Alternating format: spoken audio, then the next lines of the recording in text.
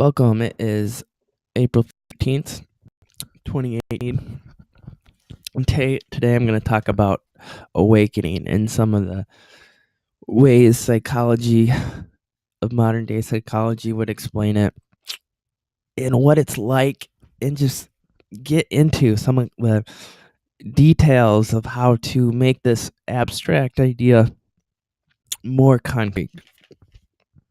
So, what is awakening?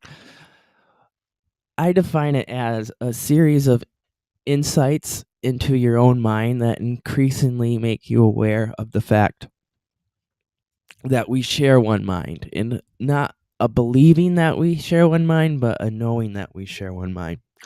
There's a difference between how you are when you believe and when you know.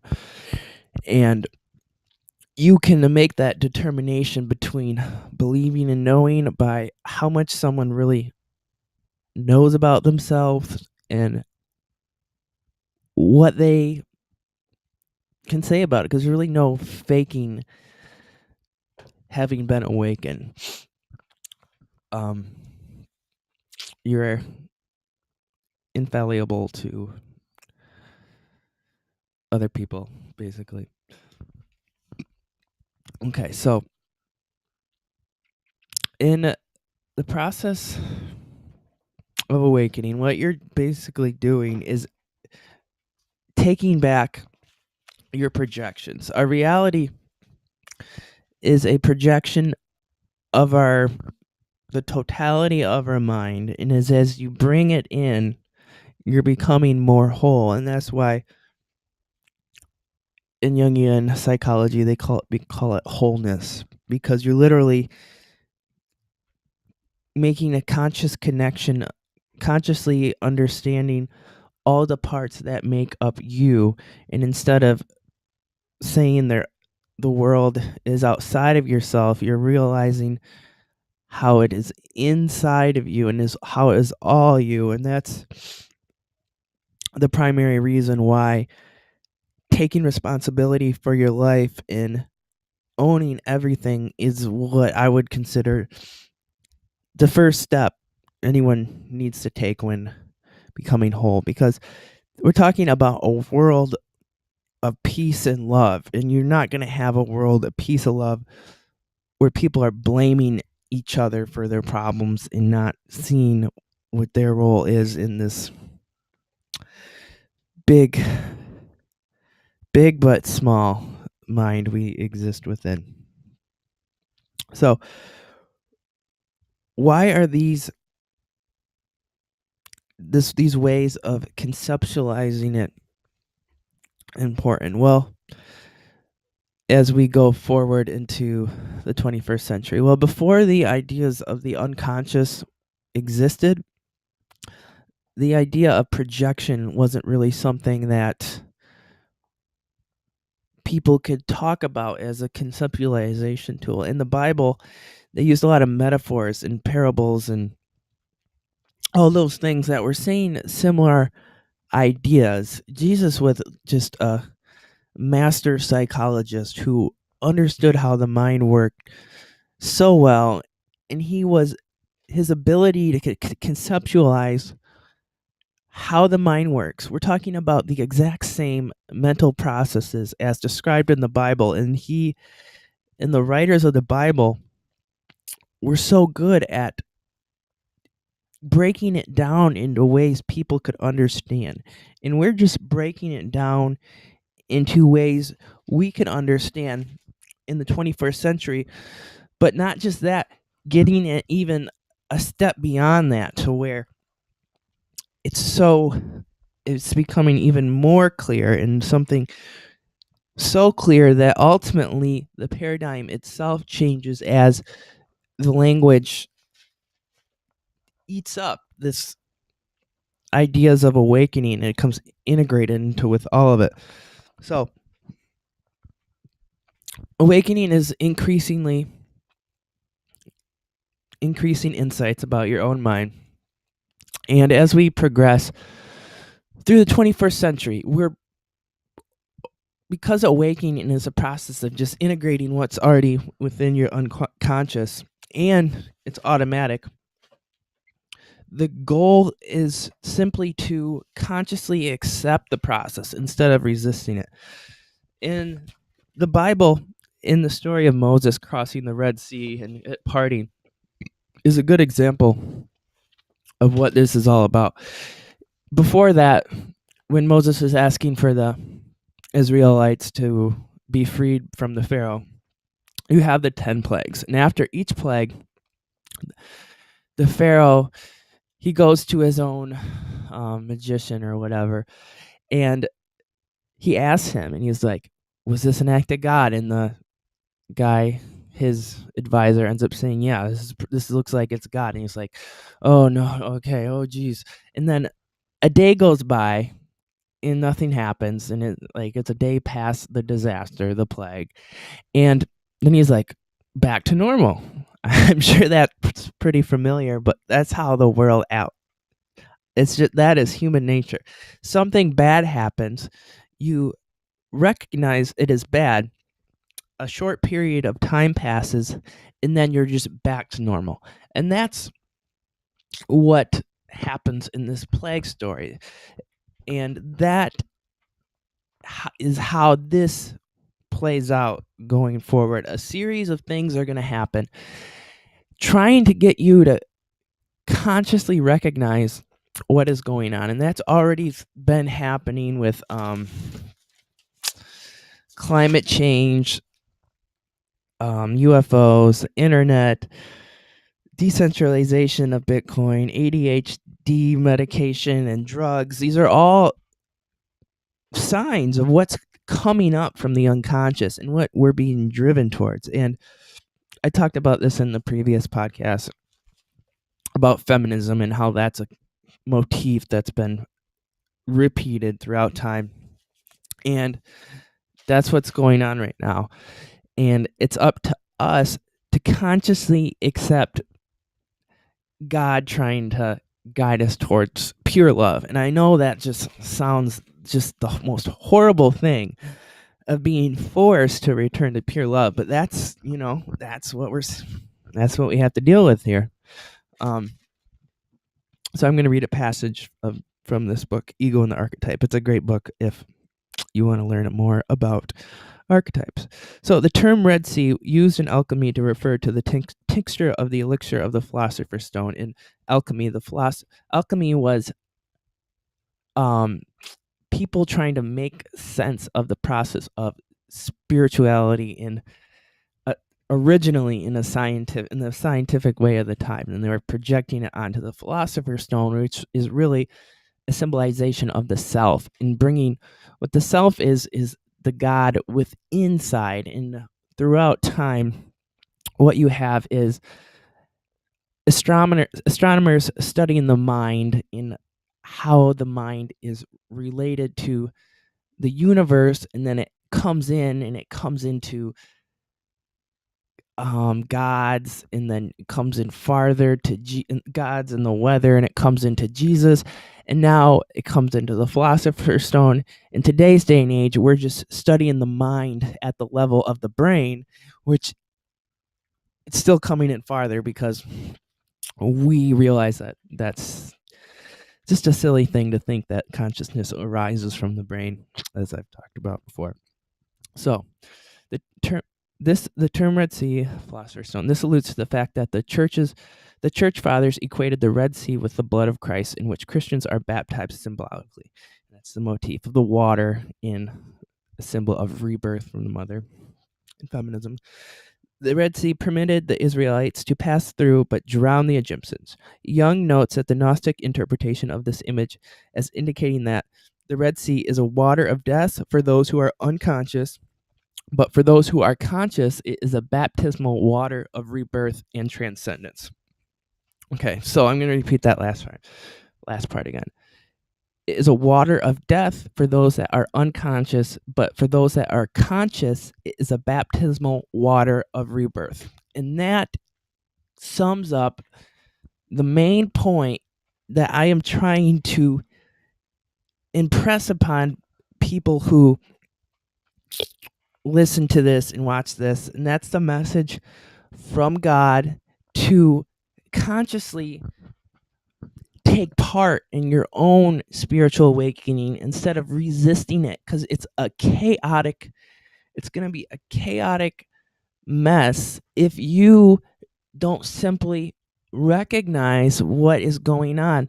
When I had my supernatural spiritual awakening and process, that whole thing, it was very clear to me that the purpose, that the goal for me was to accept that this was an act of God. Because if you're not accepting it's an act of God, it just seems it's hell at that point. And that is what you want to avoid, because it's either beautiful and amazing or it is terrifying, and that's not good. Okay, so we're becoming whole, and you want to do it willing, conscious participant in the process of becoming whole.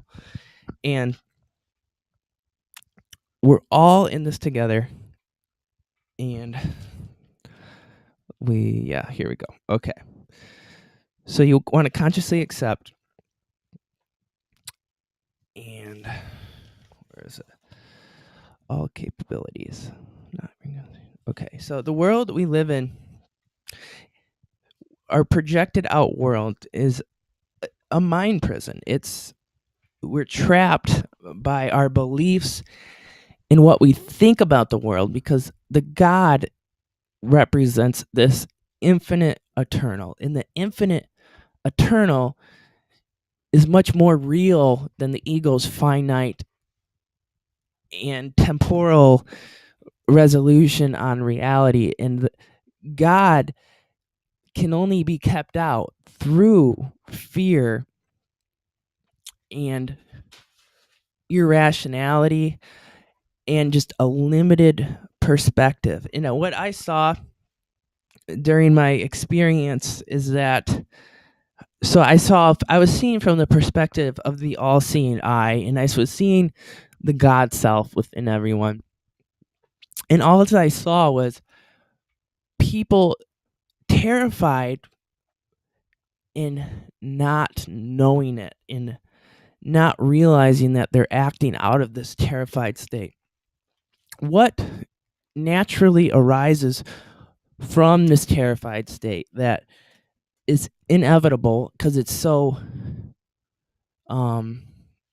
it's based on an insane limited perspective, is a tyranny. You have things like Nazism and the Soviet Union and other progressions towards tyranny, because without God you can only have tyranny, because you are basically creating a surveillance state scenario, because the ego feels threatened, like it's under surveillance from God. It's literally like that. I saw it, experienced it, and retroactively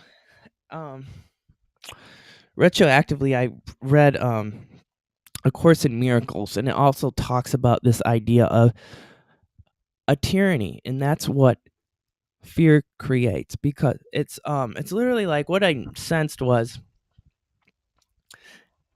that people were afraid to speak the truth. Now, what is this truth? What is the truth that the ego is trying to create a sense that it's afraid? It's literally like a sliding scale of truth, and anything that progresses towards truth even farther up to the point, if you can imagine the pyramid, you get all the way to the top and it gets closer and closer to absolute truth at the top, and then at one point you get towards God in spirituality. And that's also represented by the fact that things like ESP are very real, and we don't know what happened before the start of the universe, and we don't know how consciousness could arise from matter. And we have supernatural experiences that are empirically and objectively true, like what happened to myself.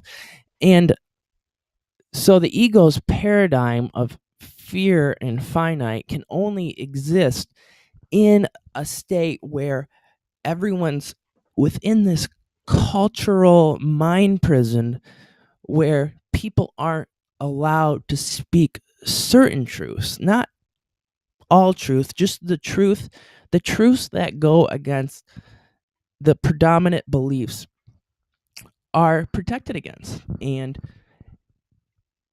that's how belief systems maintain the illusion. They maintain the illusion because anything that's a threat to the belief system, you got to imagine it as an energetic interaction of different frequency ranges, and those different frequency ranges and how they clash, those are then what arise into the various arguments, wars, just not vibing with people, and animosity. Imagine those interacting and conflicting energy systems that then manifest as a physical reality that creates an illusion of all these separate types of arguments and opposing forces, but really they're just fear trying to keep out God and trying to keep out love. We need to get to a point, and we will, where it's okay to talk about God and spirituality. That's literally how that's kind of a taboo topic that we're not supposed to talk about. That's literally part of this mind prison, that us not being able to openly talk about spirituality and that being a taboo topic is a major problem. And that's what I'm not afraid of, because I went outside the mind prison and I saw it, and yeah, so I don't care. I'll talk about it. What else I could talk about? So yeah, mind prison. It literally is a mind prison. And I say literally a lot. So we're taking back our shadow projections, because our shadow projections are our self-imposed prison. And it's not until you begin to take back those that you begin to become more whole. It's a gestalt type of wholeness in which the sum, your wholeness is greater than the sum of the parts. Within this book, Ego and Archetype and Jungian Psychology, it's described that what you need most is where you least want to look, and the dragon guards the gold. And that holds true with your fear, inferior qualities, and things you generally don't like to think about, or talk about. It's those topics that especially maintain your own prison. If there's something you don't like, you intentionally go out of your way to not talk about and not think about. It's not necessarily that you have to do that, or that's something that's going to be critical as a tool for you to get to a happier way of life, but there's something about it, of you not dealing with it and not being able to process it to completion. That's what's important, and that's what needs to happen. One of such topic for myself was my social anxiety and introversion. In high school, I won most shy, and I got over that in this process. And in that, it was taking back the shadows projections was a major part of that. So imagine social anxiety and a fear of talking in front of people. That's a common one. So it's a good one to talk about. So the normal perspective is you're worried about what others think, and that's the outside in. Versus what I came to realize, you're worried about your own standards and your own fear of yourself. You're worried about being compared to God, and that's what it is. But the reality is that God is you, and you are God, and you're created in His image. So if you're worried about your ego's comparison to yourself versus what others think, that's more manageable, and that will get you to truth. So you got to be thinking, like, what are your standards? Like, what do you want to live up to? Well, how are you going to judge yourself? And you can't thinking about that in terms of other people. You're just going to get in a mess of things and never, like, that's not important. That's just ego perpetuating the problem. So, and then you got to think, what are you trying to be? What are you trying to be? That's gonna lead you into other questions about yourself. And who are you? What are you trying to do in life? And as you create this introverted perspective on, and I don't mean introverted and extroverted in the same way of personality. It's a way of thinking about yourself instead of focusing on other people to think through your problems. It's a thinking about yourself, and that's going to lead to the questions that actually can guide you towards God. And that this is also represented in mythology and psychology of people. So you go from, what are your standards? What are you trying to be? And then you got to get down to questions like, what matters? And yeah, and that's ultimately going to make you really question your life in ways that you just wouldn't if you were just worrying about what others think. And that's because those such ideas of the ego's way of thinking about it, they're not trying to solve anything. It's not trying to reach any conclusions about yourself. It's trying to just maintain and perpetuate.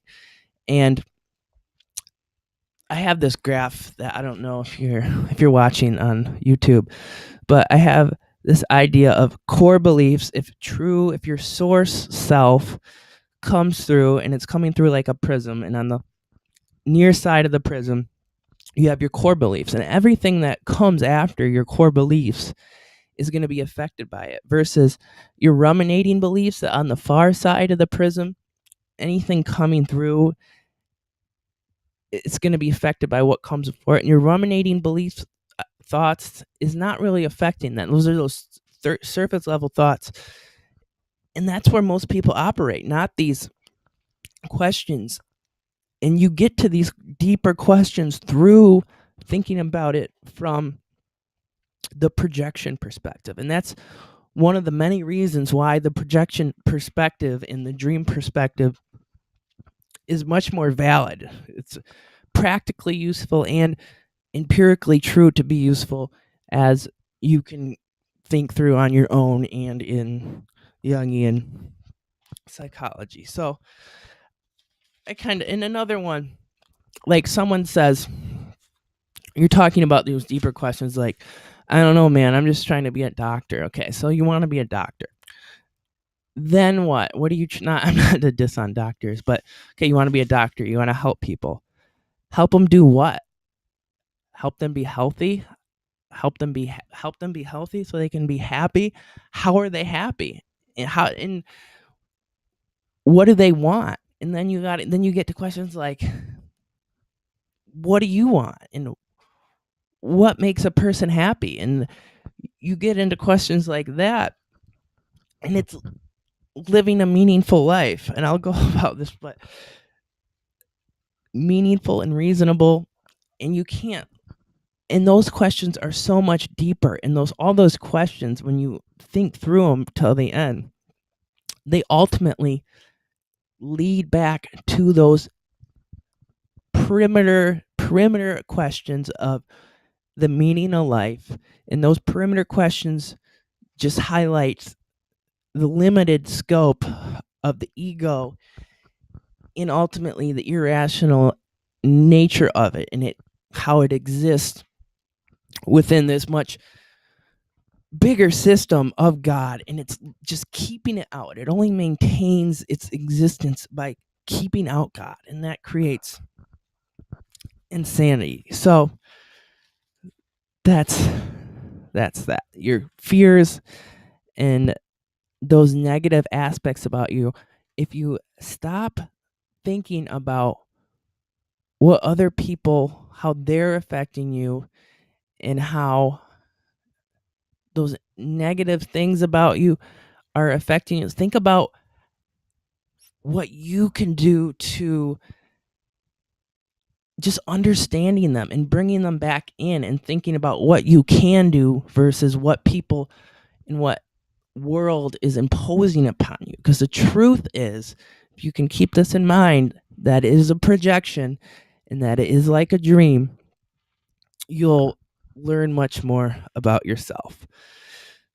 And A Course in Miracles, if you read that, it describes the world and the projections as meaningless, and that's a decent way to think about it, because your mind is so unable to comprehend what something actually is. It's kind of better to just imagine it's as a blank slate, because everything is a symbol for something much deeper. Imagine the cross. The cross, if you thought about it as what it is, you just see two perpendicular lines. But if you were just describing to someone a cross and you're like, oh, those are two perpendicular lines, like, you would not be understanding what it actually is at all. It's a symbol of the sacrifice. It's a symbol of the Christian religion. It's a symbol of the life of Jesus Christ. It's a symbol of the center of truth, and X marks the spot. And it's someone wearing on their shirt. It's not just two perpendicular lines. A chair isn't just a flat piece of board with a higher piece of board. It's something to sit in. It's something that represents the evolution of the bipedal organisms of humans and how they sit. It's just, everything can be broken down to this infinitely complex web of associative uses relative to you and how they affect your life, that everyone can have their own interpretations. It's just so complex. Everything is so deeply symbolical that your interpretations are wrong. They're just not getting it. And the science fails where it tries to make and put these strict borders of interpretations around things. And that is a reflection of how the ego operates in making these tyrannical definitions on how we live that do not let in deeper truth. And throughout this experience from me of mine, I don't even feel like I am learning. I'm not saying I'm going to learn everything. Like, I'm just trying to align with God's will. And sometimes I'll say to myself, God, I don't know. God, just tell me, just show me the way. And then you open up your mind to more possibilities. It's funny that science has origins in God, and science now tries to disprove God. Science was built by Christian scientists, and they had two assumptions. They had the assumption that there was one God that was reasonable but unlimited in what it could do. So imagine what that does. You have you go in from a pagan religion with a bunch of different gods acting independently, and then you condense that into one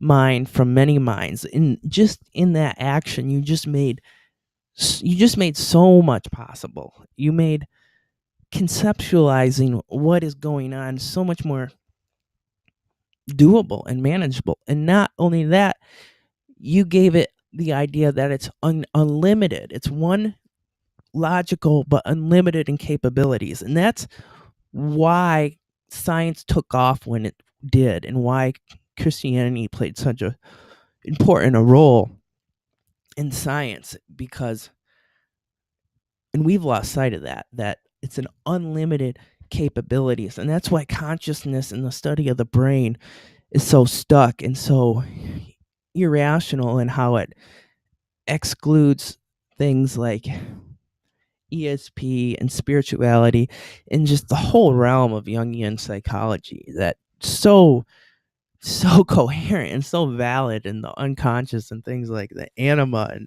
the shadow projections, and they just have to get all ignored just because of fears of God and love. So yeah. And another thing about the work of Jung and the ideas of the unconscious, and they still get ignored by neuroscience and psychology today, but the ability to conceptualize something, even if it's not an exact model of what it actually is in reality, it's very useful in progressing the field as a whole. Imagine the heliocentric model is a really good example of this. Before the heliocentric model, we believed that the sun orbited around the earth. And imagine your whole perspective on the universe. It's not just about the earth, the sun orbiting around the earth. You have all the dynamics of gravity are wrong, and your ability to make sense of how the stars and the planets move are just all invalidated by your incorrect model on how the planets orbit, and how the bigger, heavier planet that's had more mass, the sun, if that's not in the middle and you have it backwards, just your whole ability, you're not getting a rover to Mars, you're not landing a man on the moon if you're not don't have the heliocentric model as a stepping stone to those other advances in science. And that's kind of where we're at right now as a society. I have this picture. The ego is the outside in paradigm, and I have that spelled wrong. And the self, the true paradigm, is the inside out, and the projection dream idea. As long as we're at this outside in, where physical reality comes in, affects brain matter, and that gives rise to consciousness, like that completely unrealistic conception, we're just going to have irrational and unrealistic concepts driving the public consciousness. And it's not just about the brain, it's not just about understanding how psychology works, it's the entire reality, it's the entire paradigm in which everything exists within. And I've seen this within my psychology department, and just the field, not just them, just the field in general. They can't grasp how profound the impacts of an incorrect paradigm is but it's not just their fault, for all of society, because the ego's outside in perspective, that is directly related to the polarization in politics, and the separateness, and the anti-love paradigm that just can't blossom as long as our whole ideas on reality are wrong. And I don't see any of those different domains of knowledge, of politics and science. I don't see how any of them, they're all so terrified. I saw them, their own true selves, with my own eyes and mind. And they're afraid of love. And but the society, we're running up to the borders. If you imagine this, the ego as a smaller circle inside a massive circle. The massive circle is God. The ego exists within it. And God, which is also yourself, your true self, is forcing it to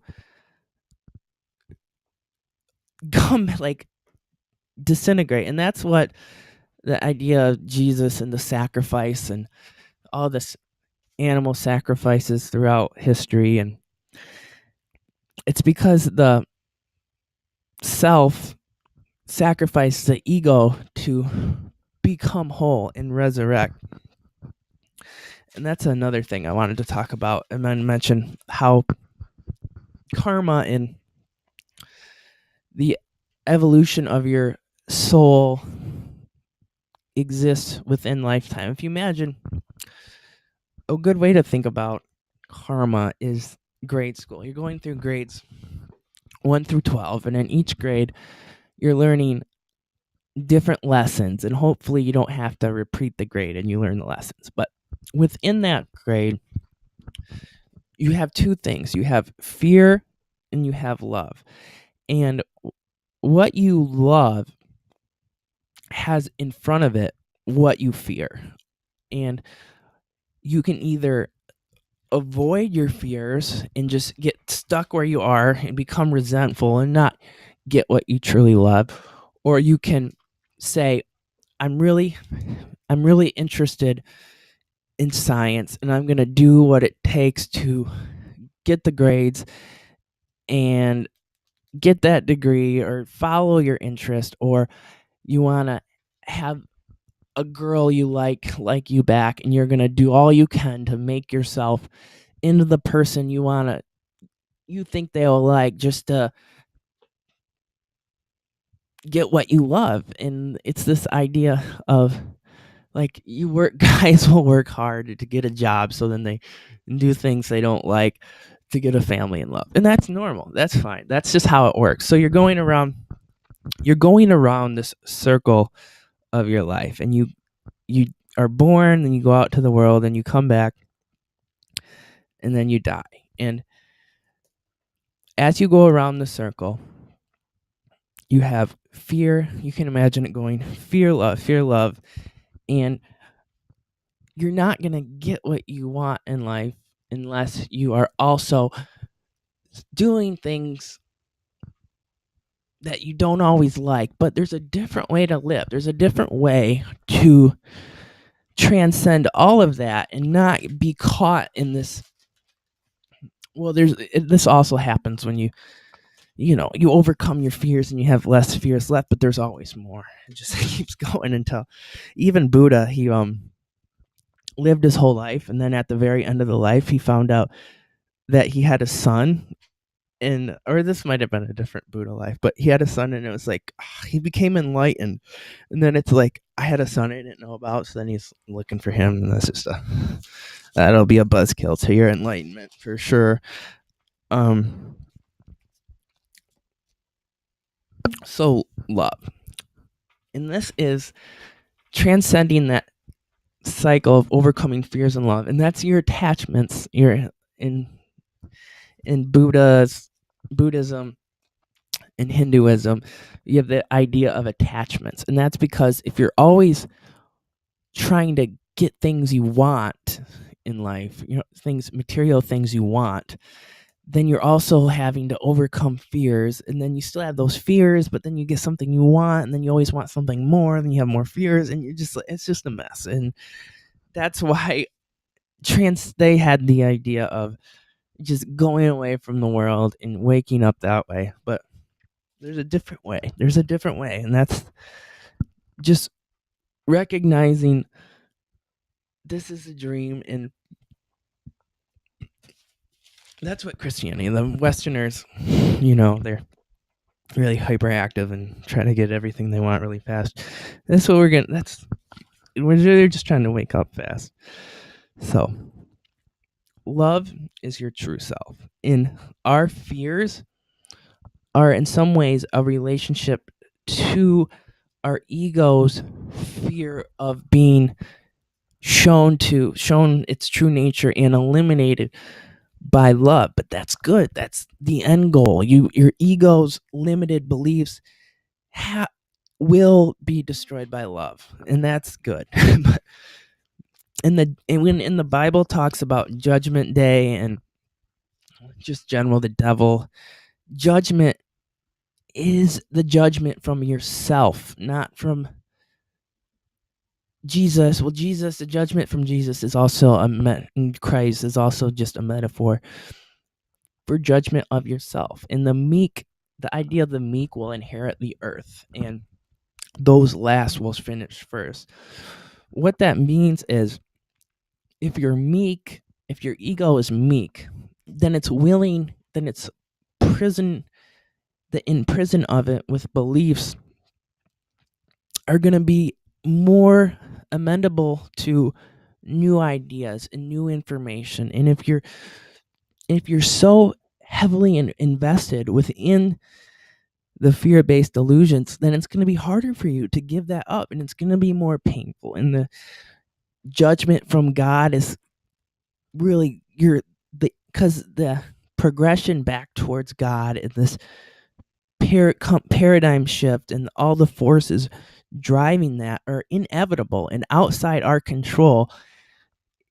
That's going to feel like a really harsh judgment if you don't get with it and you're not becoming a conscious participant. You'll get like the Egyptians. You're getting just wiped out by the Red Sea and the flood, as opposed to listening to it.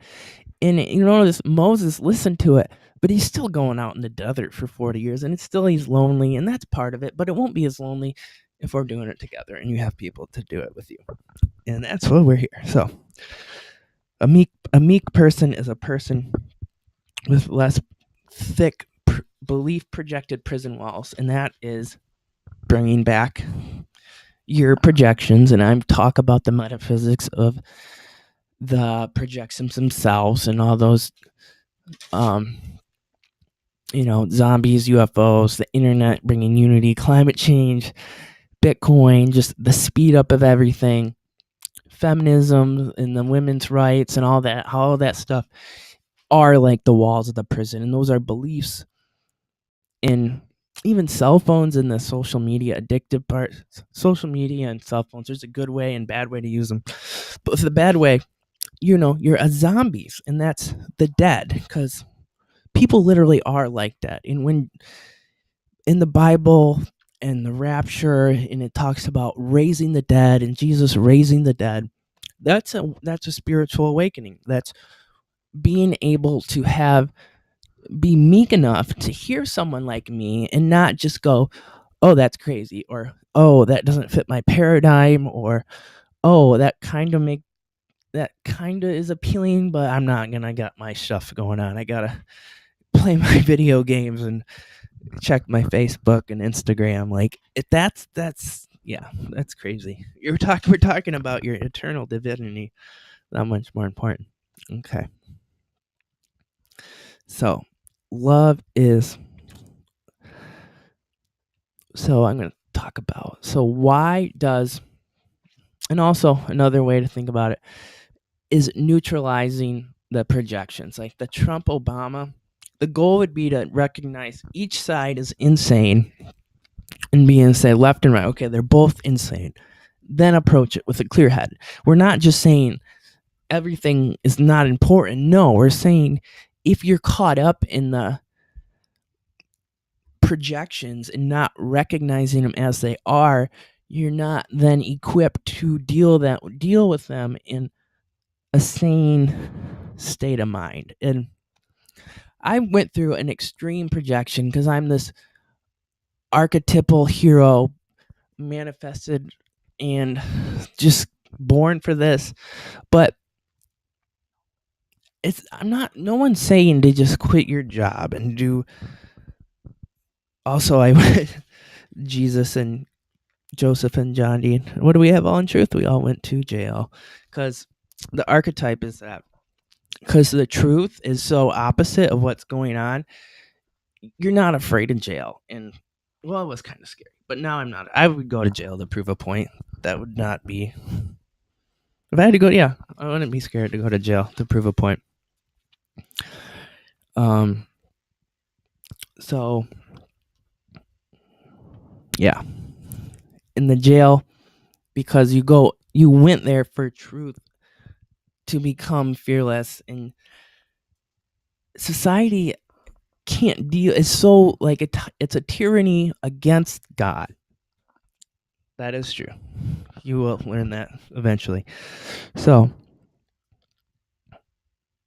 yeah, so we're trying to take back the projections, not be afraid of love, and then from that point, then you're freed up to have a sane perspective on your environment and make sane decisions, and then a better reality unfolds after that. Okay, there's a lot. Okay, so also in Jungian psychology, in the idea of shadow, so you're taking back your shadow projections, and you're in the process of becoming whole, taking responsibility for everything. You're overcoming your fears, and as this process, you're going through emotional ups and downs, but things are making more sense. You're getting more sane, and you're realizing true things, and you're not going to be denying truth. You can't be denying truth. If you're denying truth, you're living in a tyranny where you have to ignore scientific evidence that makes sense, and it's insane. And that's why tyrannies always lead to collapse, because they're based on insane assumptions. And if you're based on insane, that's I know other ways why this is going to happen and from the history, but that's why not learning the truth leads to tyranny and insane ideas and ultimately collapse. Because if your fundamental assumptions on reality are wrong, even if they have a lot of ideologies, and you have science, and you have different religions, and you have a lot of these different realms of knowledge stacked within it, and you can get lost within those, and there's so many debates going on within the known realms of knowledge.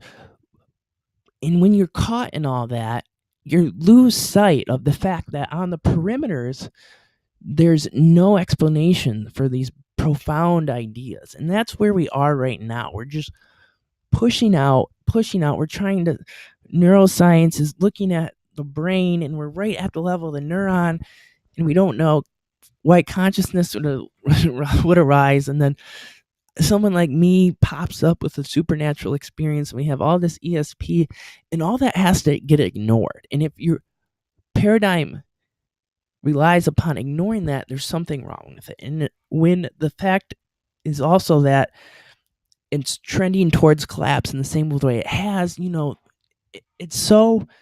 it's difficult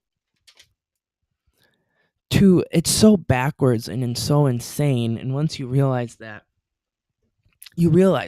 and then you can help me talk about it and spread it. Okay, so below, if you imagine there's a bunch of layers of dirt covering up your true self, and the layers are like your prison walls, and you're taking back your projections. And that's another reason you're going to think this is weird and not understand it. Normally, you can, unless your beliefs are meek, and you can blow through those faster. But taking back your projections is normally a big is required part of ultimately awakening. But for you to understand what I'm saying, in my process, for example, when I was younger, didn't like Trump, and then I didn't like Obama, and then Hillary, and then Trump. But then I stopped disliking all of them based off of reason and logic, because I came to realize intellectually and through reason that they were all just two sides of the same coin, and the whole thing was hopeless. But then I turned to love, and that's where the magic happens. So deep down below your projections, you have what is also known as the anima and animus. The anima is the unconscious feminine aspect of the mind. And in society today, the projected outward reality is more masculine, and that's pretty obvious. The patriarchy is the dominant thing, and masculine, goal oriented accomplishment, time management, all those ideas that we take pride in and we are a source of success by norms of society are generally masculine ideas. So that, and when whatever is outwardly dominant, the reciprocal of that is suppressed and unconscious. And in becoming whole, what you're doing is bringing up to awareness what is unconscious. You're not adding anything that already isn't there. You're like, when you become whole, you're just remembering what's already inside you. You're, instead of suppressing and then projecting out your issues, you're recognizing them as they are and loving them and accepting them. And ultimately, you realize that they actually are your key to true happiness. And that is true. So we're becoming whole, and we're, as a cycle, as the society of the human cycle comes full circle, as in the past, like Babylon and Roman and Greece, Pompeii, there's this rise of the feminine. And that's because whatever is unconscious must become, because we live in a society where the masculine is on the outer world and the feminine is on the unconscious, it's going to be the feminine that comes up and is the one pressing up on the conscious level. It's going to become pressing up. You can imagine it coming, you're on the surface of the water, and the unconscious feminine is rising up from the bottom, because that's, that's what needs to become integrated. And it seems to be that it's just a characteristic of our reality and our universe that it's the masculine in the male attitude that's the outward exploration. And you can imagine the sexual organs is a representation of that, or the feminine is the inner. And that's just how it works. And it's very cool how perfectly everything fits together when you're not biasly suppressing and fearful. And I can't wait until other people get on board with this and stop being so dang scared, because I'm just one person. I woke up to this and had this crazy supernatural experience, but there's so much to learn. I'm just looking forward to that, when people stop being so scared of love. So you have the anima and the animus. So what are some characteristics of the anima in your life? Because as the world integrates its anima, you can still do it too. And I'll talk about the animus in your life without, having to wait for everyone to catch up. So that's the eternal, the nurturing. And I'll post some videos on this. I actually have a couple on my website already, awakeningyou.org, about the anima and animus, and how it's not about male or female. It's about both of them working together in unity. And of course, in the craziness of society, we're just like, it's just male versus female, and feminism is important, feminism isn't important, women's rights, women's have too many rights, they're getting in the way of the men's rights now. It's just all crazy, because it's really just about both becoming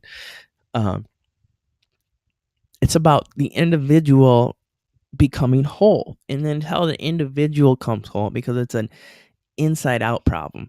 We've, as I've discussed and I'll continue to discuss, the outside in paradigm. If you're worried about how the outward reality is affecting your inward reality, affecting your life, you're never going to become whole, because it starts from the inside and goes out. And just like this female versus male thing, for you to help, what you can do is learn about it in yourself and embrace. And the anima and animus idea are also tied up in your projections, and but there's also good qualities. There's a male can be more nurturing and connect emotionally if he takes in his projections and embraces his inner feminine. And on the female can become more, can develop her intellectual, well, I don't want to get in this debate of misusing these terms and getting, but you know what I'm saying. They yeah, I'll let you look it up. But there's good qualities. Like, for myself, the female is the source of the creative, the internal, the infinite, and all that artsy, creative stuff. I got more when I connected with my anima. And this is another reason we're just ignoring the unconscious is insane. Before this happened, I had this dream. I don't know if I mentioned this before, but where I was driving a car and I picked up on the side of the road a beautiful girl. That was my anima. That's the normal way an anima, a person finds an anima within the dream. And it also is the case that encountering the anima within a dream often is preceded by integration of the shadow projections in real life. And that's exactly what happened. It's weird. It's almost like Jung was a genius and he made up all these incredible ideas. Oh wait, he was. But we just ignore him because we're afraid of God. But so then I pick up the anima and we pick up the anima and we go to this mansion, and the anima is like, oh, we forgot something. And then we go and we're driving back. And then we drive back, and then my life just gets insane. And then that's when God intervened. The anima and I, we're just having lots of fun driving, just being crazy. Me and my own anima doing crazy stuff, overcoming fears. But yeah, so why would it work out exactly like how it should work out and fit in with a theory? And that theory describes what I'm saying, but yeah, we're just scared. Okay, so I'm going to talk about the tyranny thing. So the anima, your birth from the yin, it's also the yin. The yin and the yang is also feminine and masculine. And it's also yin, the feminine, is also chaos and order, the masculine. So in our society, where we have the masculine, and that's the ego separateness. And it's also associated with order. In excess order and trying to control everything to keep out God is also what also is an aspect of regressing in towards tyranny, because excess order, excess masculine always leads towards tyranny. And that's tyranny because we're within a system that ultimately goes back to God. And tyranny, when you're living in a state of secrecy where no one can speak the truth, you're just living in a system that's insanely run, inefficient, ineffective. People are miserable. And a system like that is always going to collapse, and it collapses into chaos, because the devouring mother, when something becomes too orderly and too resistant to change, and that's also the orderly is like the super neat freak controller who has to have the house every such way. That's an excessive identification with the masculine, consciously excessive conscious masculine. And yeah, that's not good. No one likes that. So then it collapses into chaos. But chaos is also where the rebirth, that's also where something better can emerge. And we know the dark nights, we know about the dark nights in the soul. And sometimes you're trying to do the right thing, and you're holding on to what you thought was important, and it all still collapses. And that is the Holy Spirit. That is the soul trying to, it's the mother saying, I know what's best for you. I know this is going to be painful, but we're getting you beyond this. We're getting you to a higher state. And if I know your ego is going to try to hold on and be afraid, but this is going to be better for you in the end. The Holy Spirit already sees the end, has the end goal in mind, and knows what's better for you, because you are you're being you're the Holy Spirit is a mother watching over you and guiding you, and it wants what's best for you, but you're like the bratty, egotistical child who is separate from it and thinks it knows what's best, and it's not the case. We're just afraid. It's really incredibly insane, but that's what we're here for. It's funny once you get it. It's frustrating, but because I want friends, really, I want to be able to talk to people, and I want you to join me in team love and team not afraid. And yeah, covered a lot of good stuff. So I'll just try to recap quick. The process of awakening is progressively more profound insights into your own mind. This is a introverted, self-contemplating perspective, self-contemplating path that starts with identifying what brings up negative emotions. If something brings up anxiety, if there's a particular profile of a person that seems to trigger something in you, don't ignore it. Don't just be a bliss bunny in the new age bliss bunnies and just look at love, empowerment, love. If that's an insecurity. If you're just trying to only focus on love, you can't fake this. And there's another the people who are like only, I don't know. Don't be afraid of your own negative emotions irrationally. You get over them by processing them, and then they can go away. Then you process your projections, bring them in, take ownership of all your thoughts, and imagine it. You're getting the layers of crud off your glass floor that has a gold ball under it.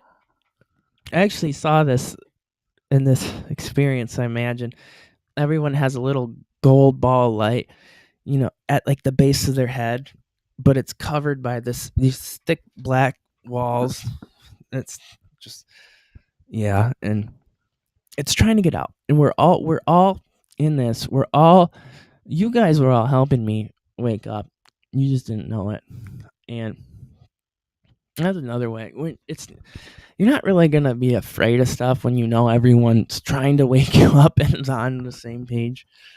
That helps. So take back those shadow projections. As you get deeper into the shadow projections, then you get to things like anima and animus. And then anima is actually, in psychology, it's described as the the chaperone to the collective unconscious. And anima and animus, they're in male and female. We all have them both consciously and unconsciously. That's just the predominant one, and it varies, and we both have that to differing degrees. But yeah, and then you get past the anima and animus, and then you're going into the collective unconscious. And the way I think of it is that we all have an access. God is kind of like, it's in the collective, but it's at the source of it. It's like where everything emerges from, and that's why these archetypes exist within the collective unconscious. And identification of the archetypes within there, kind of, that's like they bring you a step closer to God. And what's your archetype? There's lots of good stuff on there too. I'm acting out the hero. I'll say it, the Messiah archetype. That's just the one, because before all this happened, I was trying to save the world and change the world, and that's me unconsciously identifying it, and that's what turned out to be the case. But we'll see. So love is the source. Be meek. We exist within a imprisoned free will. We think we're free, but that's an illusion. It's only if you're not aware, if you're not connected with God, you can't, by definition, be free, because that's the absolute truth. And I will say that, and we need to get over any fears of God we have. God. Like, as long as we're afraid to talk about, you can call it different names, but it is God. You can call it, you still can't be upset about pure love. Okay. But yeah, meek beliefs, be humble. The idea of humble is the mindset of there's so much I don't know. God, let me learn it. If you think you know everything, you fail judgment day. Like, judgment of yourself. If you think you got everything, if that day comes, where in the day, the way it would come is things would get moving so quick, and we'd be moving through our karmic cycles within life so quickly that it's like you get with the program or you're going into hell. And I saw that. I got, in my rapture experience, where I was at this barn, and after getting all this ESP, my brain was just, it was like, it felt like it was splitting, but numbed, and all this crazy stuff. And basically, it forced me. I was kind of already on the idea. I was just getting insane ESP and seeing everyone's God self. So I was kind of had it before this. This is overkill with the incredible synchronicities and whatnot at this barn. I drove across the state of Florida, unconsciously knew where to drive about 3 hours away, and no map, and I just drove there because of God. So by the time I got there, and it was the place I was looking for, I just it was this feeling of, I think I overdid it on the awe, and because after all this happened, I was reading Course in Miracles, and it was saying too much awe isn't good, but I was kind of like, this is incredible. How much awe should I have? This is God. Like, you see God, and God is just, it's not a thing. It's everything perfectly in sync. You're in tune with everyone's mind. Everything around you is in sync with your emotions, and you are the one mind. And that experience, it's kind of like, I don't know, this is something that a lot of people are going to experience, and I just gotta preview for it to help lead people to the truth. I don't know. But be meek, because God is infinite, eternal. This is finite and temporal. You can't use science and terminology that we exist within and take for granted and try to think it's going to explain that. It's just not. And that's where science goes wrong and it has to go in these crazy irrational logic loops where it just ignores vast realms of knowledge like the unconscious and the universe, why it exists, and consciousness and ESP. And you just get, there's so much we don't know. And until just humbly accept you don't know, and just be willing to accept that there's an infinite stuff you don't know. And it's just scientifically true that we don't know a lot. We don't know everything. I'm a neuroscientist, please, who saw God. So we don't know a lot. I learned all I have primarily by accepting I know SH, that there's so much. You're not going to get this infinite wisdom with a finite mind. Like, the answers come if you're in the flow and you're believing books you read that are going to have the answers. You're going to find news articles that have the answers. Thoughts are just going to come to you. Those can be God, amalgamating your ideas to create the thoughts you need. And that's how it works. And the ideas, the experiences you have will arise and get you the opportunities and knowledge. Anything, it's all, like I saw, it's all encompassing. This whole interacting system, God, okay? And once you're in the flow, you're in the flow. Not that you have to can give up and I'm done. See ya. No, you have to keep believing in love. It sucks. You don't get to just separate from love and just suffer. And you gotta sit through eternal love. It sucks. So I'm gonna throw up an ego tyranny just to escape the too much love. I'd rather live in an insane world where people are afraid of everything, and that's literally choosing to be fearfully afraid of everything and keeping yourself closed-minded, choosing that as opposed to love and truth. And that's the situation we live within, and that's why our world is getting chaotic and falling apart, because it's crazy. And all this I'm talking about, it's taking place inside your own mind. You have an ego and a God self. You have both of these things, and these things are interacting, and that creates your subjective experience. You can imagine you have a point of awareness that can shift towards God self or ego self, and it's like a sliding scale. That's also, you can think of as love and fear, God self, ego.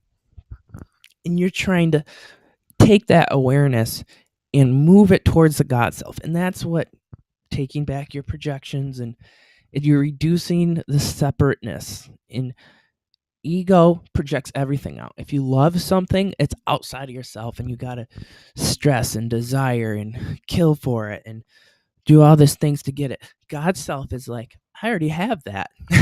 That's already inside of me. And same thing, fears and things you want to avoid, social anxiety. Ego self is like, I'm so worried about what all those people think, I'm just going to avoid them and not talk to them. God self is like, why am I afraid of them? They're me. This is an opportunity. It's just, let me think about that. It's judging against yourself. So God's self would be like, what do I even expect them? It just gets in an insane scenario where You're not. You know that they are you, and then it's just, yeah, you're breaking it down into a dream, and that they are you, so you wouldn't be worried about them because you're just trying to become one with them, and realizing that your fears are actually a fear of yourself, and that's insane. That's all. And that's a good episode. That's the Awakening podcast for today. And I hope you learned a lot. And I hope you are a little step closer to sanity. And I hope you are waking up. And I hope I can talk to you someday. And you'll not be afraid of me, because people tend to be afraid of someone so awake. And, I know how they say God is just feels lonely, that he sends out his love and people are afraid of it. And that's how I feel. So hopefully you're not afraid of me and you can wake up too. Okay. Bye. In just a second. Bye.